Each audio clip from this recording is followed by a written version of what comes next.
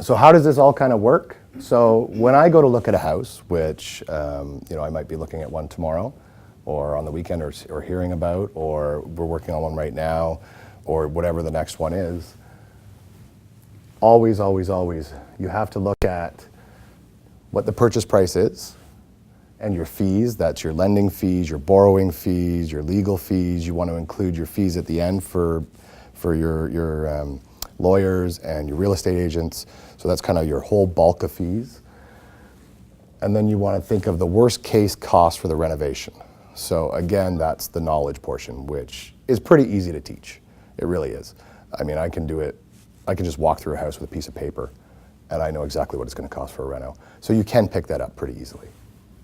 That'll give you your total cost. What you want to do is take that total cost, you want to subtract from it the mid-range value you think you're going to get for that house. So that, again, is why you need a great realtor or somebody who knows that area, and you can say, well, if I do this with this kind of a finish, a fit and finish, what would be kind of the mid-range value you think this house would sell for? You want to be able to list that house at a price where people are going to snap it up. You don't want to have it waiting, which can still happen, but you do want to put it at that price to start with. So you'll take that mid-range value, subtract from it your total cost, that'll give you your expected profit.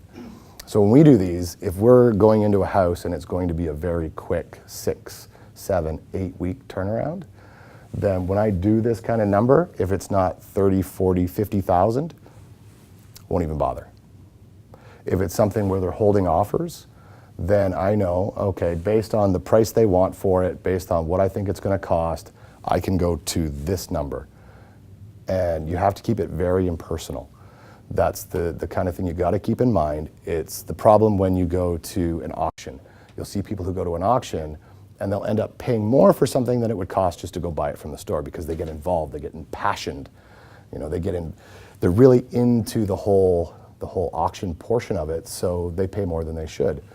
We never, ever let our emotions rule when we do this. It's very simple. The house could be fantastic. I could think it would be a beautiful house and it would be fun to do and everything else, but if I have a bottom line number, that's it. That's as high as you go. You don't go over that. And you got to be willing to walk away and look for the next one. Whether it's a flip or whether it's a rental property.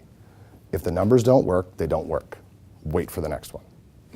For anybody, if you really want to start doing this or you want to do one or whatever, and you'd like somebody to help you with, anywhere from a little bit of consulting right up to helping you all the way through the project, it is something I would offer. If it's a full all the way through the project, yeah, there'd be some costs involved for my time.